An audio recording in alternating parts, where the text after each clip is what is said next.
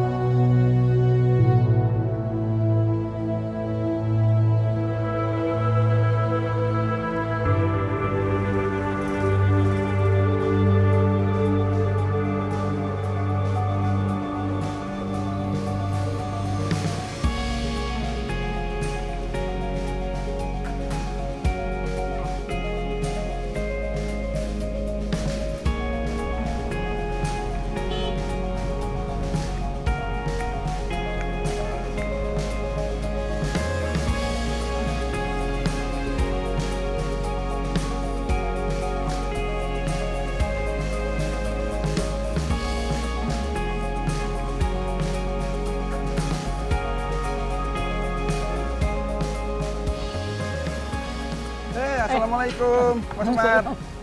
Oke, kabar ya? Alhamdulillah. Oke. Arep ning ndi? Arep nang ngarepan kae. Oh, paling warung kopi. Iya. Oh, Ayo melu yuk. Nggih, matur nuwun. Oh iya, ya. Iya, iya. Assalamualaikum. Salam.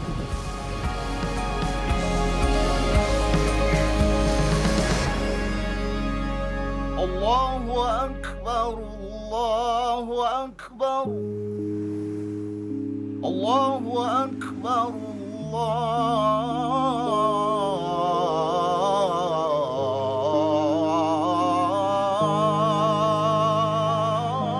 Allahu Akbar.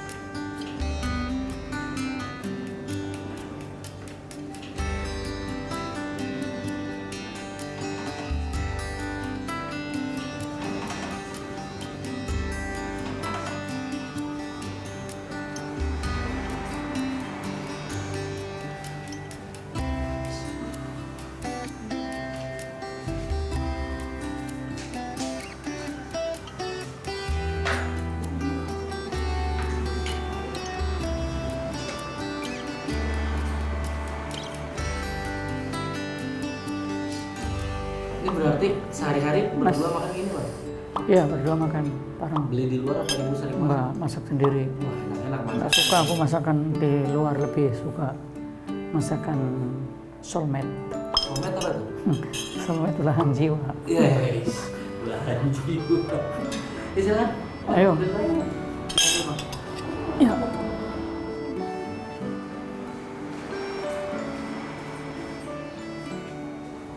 Apa aja dimakan? Kanibal dong. Apa aja dimakan?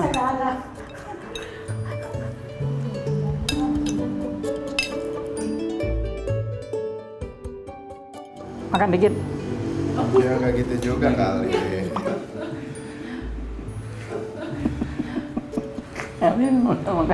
Lama-lama foto mikro juga. Foto makro juga. Foto makro, ntar nasinya jadi gede-gede.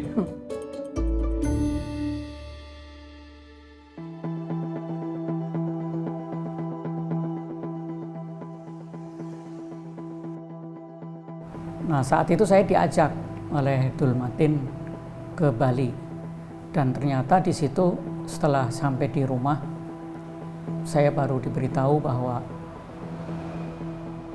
POM mereka akan merencanakan sebuah pengeboman di sebuah night club, di mana bom itu sudah 950 kilo itu jadi, sudah siap. Itu saya diterangkan sama Imam Samudra, sama Dul Matin dan teman-teman yang lain ada di situ, bahwa bom ini mau diledakkan di sebuah night club yang berisi orang-orang bule dalam rangka pembalasan aksi pembantaian umat Islam di Jenin, di tepi barat Palestina. Nah, ketika itu disitulah saya sampaikan ketidaksetujuan saya. Artinya kalau mau memang meledakkan itu, mau membalas pembantaian kaum muslimin yang ada di Palestina, maka ayo kita pergi ke Palestina. Kita pergi ke sana dan berperang dengan tentara Israel di sana. Bukan dengan meledakkan bom di sini dengan target apakah itu orang bule atau siapa saja. Yang pertama, orang-orang bule ini tidak ada hubungannya dengan urusan-urusan itu, pembantaian umat Islam di Jenin, tepi barat Palestina waktu itu. Kemudian yang kedua, ketika kalian mau melakukan bom ini dalam jumlah yang sangat besar, dalam jumlah skala besar, yaitu 1 ton, maka sudah pasti bom ini akan menghancurkan, meledakkan yang lain-lain. Koneksinya apa? Hubungannya apa dengan terjadinya korban yang lain dengan terhadap pembantaian Palestina itu? Itu tidak ada. Yang kedua, terjadinya korban dari orang-orang Islam. Mereka mati. 1 orang terbunuh dalam Islam itu lebih baik dihancurkan atau dijatuhi oleh langit daripada membunuh 1 orang muslim. Seperti itu saya sampaikan. Sudah pasti ini akan juga membunuh dari orang Islam juga. Lalu tanggung jawab siapa nanti di akhirat ketika terjadi korban seperti ini? Jawaban apa yang akan kita berikan kepada Allah ketika ditanya seperti ini? Ada korban dari orang Islam dan yang lain-lain. Nah, kemudian Mukhlas atau Ali Ghufron memutuskan tetap untuk dikerjakan. Artinya dia sebagai amir di operasi itu telah memutuskan seperti itu, ya sudah, saya nggak bisa berbuat apa-apa. Saya bukan seorang senior, saya waktu itu seorang junior. Kemudian perkara di situ sudah diputuskan, sehingga istilahnya dalam dunia seperti ini ada istilah sami'na wa ata'na, kami mendengar dan kami taat itu, sehingga perkara itu tetap dilaksanakan. Namun saya sudah berusaha untuk melarang dan mencegah seperti itu.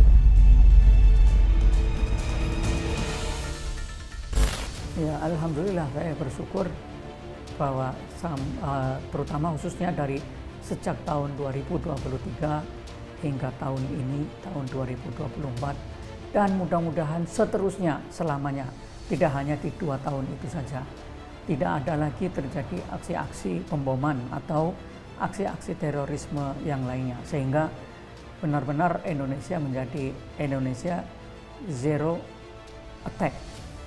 Itu semua menjadi tanggung jawab semuanya, bukan menjadi tanggung jawab pemerintah saja, bukan menjadi tanggung jawab Polri saja, TNI saja, atau Badan Intelijen Negara saja, tapi menjadi semua tanggung jawab semuanya.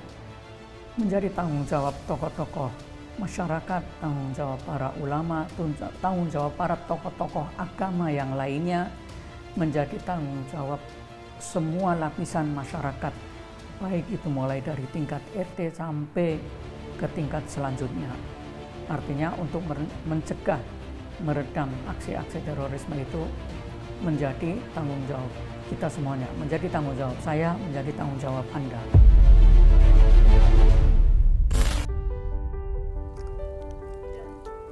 Awal kali saya tertarik kepada fotografi, khususnya genre makro, itu ketika saya masih di dalam penjara, di dalam lapas. Waktu itu saya melihat satu tayangan di CNN Indonesia. Itu membuat satu liputan tentang fotografi makro, di mana dia sambil memperagakan menggunakan handphone dengan ditambahi satu lensa kecil yang dipasang di depan kamera. Lensa ini biasa disebut dengan nama lenspong, lensa bongkaran. Lenspong ini dari lensa kamera-kamera yang jadul-jadul, kemudian diambil bagian lensanya, dirakit, diberi jepitan, dipasang di handphone itu. Nah, saya melihat hasil dari foto-fotonya itu bagus-bagus sekali. Misal serangga kecil-kecil yang biasa kita abaikan, yang biasa kita mungkin tidak menyapa, itu bisa kelihatan nampak indah dan besar dengan detail yang cukup tinggi. Nah, dari situ saya tertarik. Jadi yang pertama dulu ya, yang pertama ini saya nggak ada minat untuk saya upload di Instagram. Saya hanya untuk koleksi sendiri, sudah hobi. Kemudian ketika berhasil memotret itu ada satu kesenangan tersendiri. Itu kan ada unsur kesenangan, happy, hati jadi senang, enjoy, dan seni. Nah, saya berjumpa sama beberapa orang menyarankan, maksudnya bahwa ini jangan ditumpuk begini saja dalam album galerimu, di-upload ke Instagram supaya orang juga tahu bahwa Umar Patek yang sekarang itu berbeda dengan Umar Patek yang dulu punya hobi yang seperti ini. Nah, terus akhirnya ya mulailah saya upload, kemudian saya bikin nama plesetan dari Umar Patek menjadi Umar Potret. Kemudian saya masukkan di Instagram. Setelah itu saya juga buka akun TikTok untuk mengisi tentang misal saya sedang traveling kemana, termasuk video-video makro, juga kadang saya liput, atau kegiatan-kegiatan lain seperti kegiatan saya di situ ikut upacara Hari Bayangkara dan lain-lain.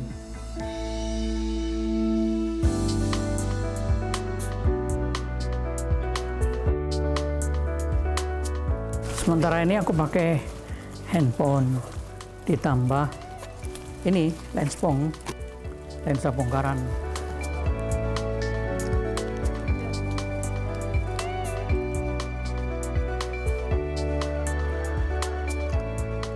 Oh ini Mas, foto yang aku tunjukin tadi, yang aku foto ini tadi, yang di situ. Ini kan dari bunga, detailnya kelihatan. Jam berapa biasanya Mulai sekitar jam 5. Kalau saat ini ya, saat ini jam 5 pagi. Jam 5 pagi sampai setengah 8 atau jam 8 udah cukup.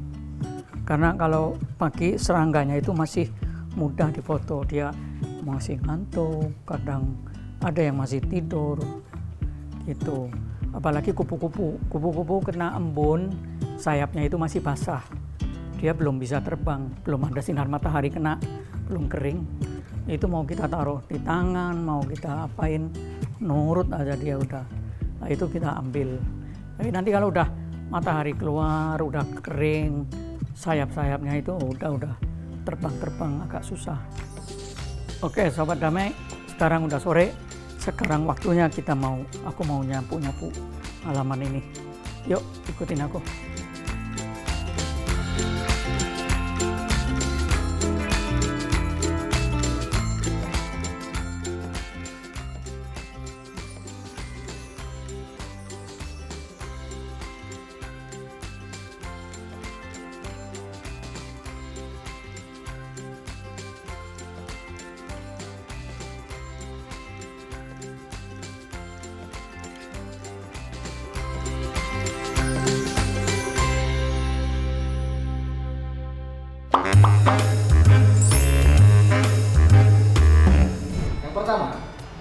Apa makanan kesukaan Bang Umar?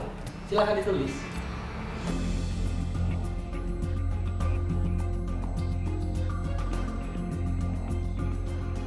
Satu, dua, tiga. Tara. Sama. Marak. Lanjut pertanyaan berikutnya. Hadiah apa yang saat ini istri inginkan dari Bang Umar?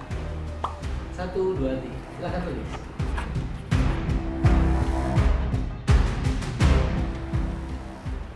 Oke, sudah siap? Siap. Ibu sudah siap, Bu? Ya. 1, 2, 3. Tara. Bu, apa itu, Bu? Tunjukkan ke kamera. Tunjukkan ke kamera. Tahan. Apa ya? Sama. Oke, selanjutnya daerah mana yang ingin dikunjungi untuk berlibur bersama keluarga? 1, 2, 3. Silakan tulis.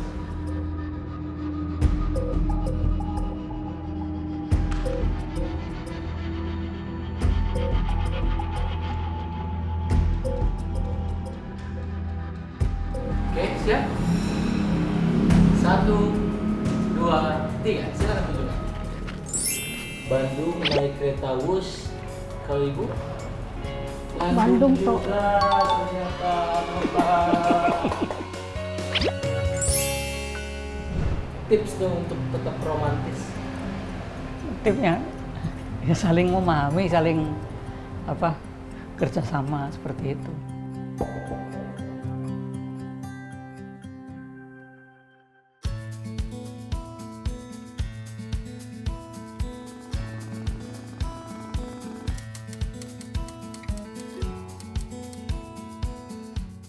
Pak Umar bagus, Pak, menjalankan seperti kerjanya kan bagus. Orang sini tuh heran lihat istrinya Pak Umar itu.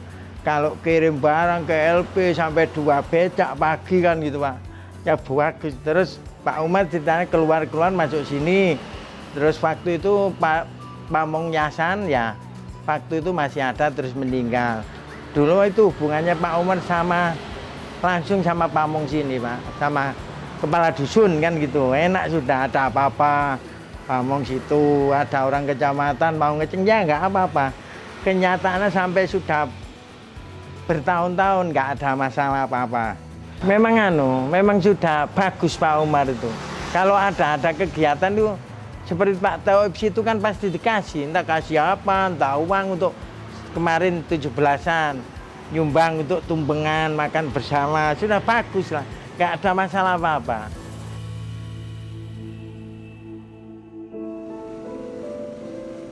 Yang pertama, dengan segala kerendahan hati dan hati yang paling dalam, saya memohon maaf kepada seluruh korban bom Bali, baik itu yang ada di Indonesia maupun yang ada di negeri-negeri yang lain. Saya memohon maaf atas terjadinya pemboman tersebut. Walau saya sudah berusaha mencegah namun saya tidak berhasil. Saya memohon maaf kepada mereka, kepada keluarga mereka.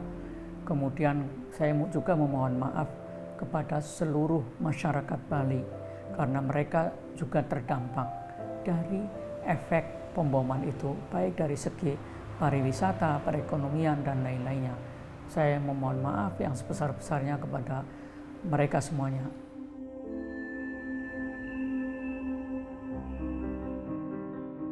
Kejadian di masa lalu telah mengorek luka paling dasar yang ada di pikiran saya. Tapi saya percaya selalu ada hari esok untuk menjadi lebih baik. Saatnya kita memandang ke depan dan sama-sama kita ciptakan Indonesia yang aman, damai, tanpa kekerasan. Melalui kolaborasi dalam menanggulangi terorisme yang tercerahkan dalam suasana keikhlasan